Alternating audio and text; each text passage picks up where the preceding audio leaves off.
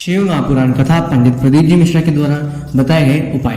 पंडित प्रदीप जी मिश्रा ने कहा कि लक्ष्मी, बेटी और गाय, इन तीनों का दान आपको 1000 बार सोच समझकर ही करना चाहिए।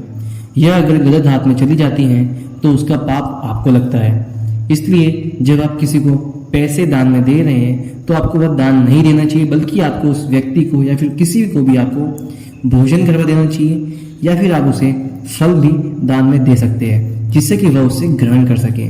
इसलिए आप कहीं ऐसी जगह दान दे देते हैं जिससे कि वह पैसा अगर आपके गलत मार्ग पर चला जाता है, उन पैसों से कोई नशा कर लेता है तो उसका पाप आपको लगता है। और दूसरा, गाय अगर आपको किसी पंडित को अगर आप दान में दे रहे हैं तो पहले यह देख लें कि उसके पास गाय को रखने के लिए पर्याप्त मात्रा में जगह है या नहीं है।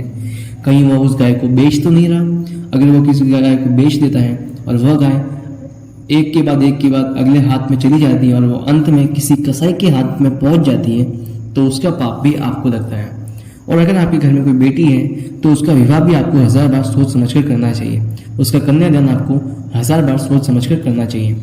आप रईस घर में अपनी बेटी को दे देते हैं पर वह उस घर में जाकर रोए तो इसमें बिल्कुल भी सुख नहीं है, बल्कि आप यह देखकर वह परिवार, वह लड़की, वह लड़का सनातनी है या नहीं, वह लड़का या उसका परिवार के लोग भगवान में विश्वास रखते हैं या नहीं, वह भक्तिभाव करते हैं कि नहीं, लड़के का व्यवहार कैसा है, यह सब देखने के बाद ही आपको कन्यादान करना चाहिए।